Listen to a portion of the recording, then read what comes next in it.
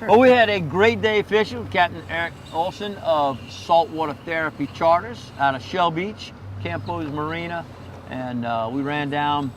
So I guess the best place to describe would be between Delacroix and Hopedale, and Bay Lowry area. Would you say that general area? Around, not far from the twin pipe. We're never far from the twin pipelines, and a lot of dirty water. We ran past some cleaner water. I know we preach clean water, but oddly enough, those redfish are stacked up in there so well that it didn't matter. We were talking, it's scary to think about if that fish has to be that far from your bait to see it, to eat it, and we caught them as well as we did. How many fish were really in that water? They've got to be everywhere. They've got to be everywhere. And you guys have been fishing that area for how long now? All winter. All winter? All running winter. down there all winter long, and still the bite's still pretty strong? Been putting them in the ice chest. Every time. All right, and then so more importantly to anybody watching, how long does that bite continue? I think it's going to go all the way into the spring. It usually is pretty good down there. Yeah. The dirty water really doesn't affect the redfish as much as it does the speckled trout.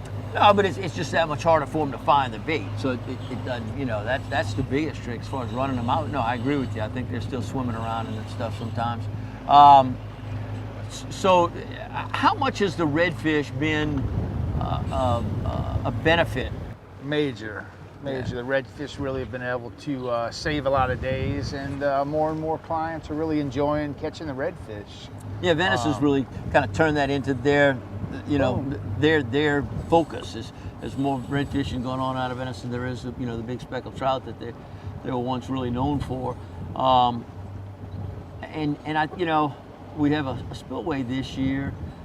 I'm not real sure we're going to have a good speckled trout season again. I don't know if it's going to change their pattern. What happens? What do you see happening in Breton Sound with the freshwater? The freshwater's pushing the speckled trout away. I think they might be farther east this year. It's tough. We're already keeping our fingers crossed with that right now. But it's with the amount of fresh water now, how high the river is, the snow hasn't melted from up north yet.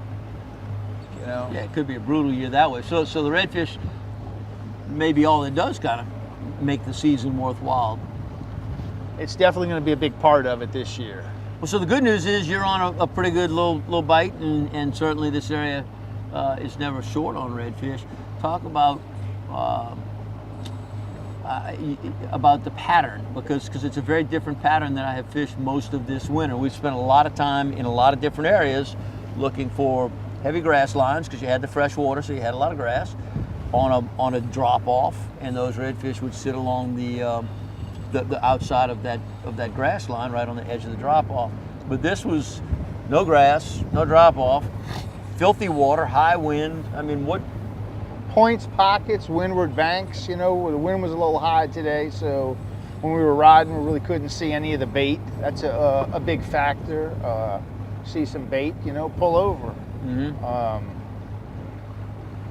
Is this an area you go to annually? Is this an area okay, as we head towards the transitional season, I'm gonna head down there and poke it out, or is this just something that popped up this year? It's pretty much, I've been doing it for the last couple of years. So it's a predictable spot, not just we found a. It's not just we found them. It's been working for the last couple of years, and it's been like a go-to area, for the redfish. And you ride a little farther to get away from the other boats. A little less pressure down. A little less pressure, and they are fish. They have tails. They swim. You got to go look for them a little bit, but as a rule of thumb, we've been able to make some good days down there. No, today being one of them. So that's fantastic. How often are you available? If somebody's looking to come fish with you, Eric, what's the best way to do it? Talk about what a day of fishing is with you. So when they show up, they meet you at Campo's Marina? I usually have them come over and meet me at my dock. I got you. Depending upon what time of the year, the spring when we're fishing the Barrier Islands, we're leaving, 4:15, 4:30 to reach to the islands, for daylight. Yeah. During the winter times, we're leaving a little bit later. And getting it done. So what does somebody have to bring if they're coming to fish with you? All you got to do is bring what you want to eat and drink. I'll handle the rest. A little sunscreen, something like that, Little and a hat, a sunscreen, camera, and a hats. raincoat. I got you. Clean the fish, take you out, have a good time, and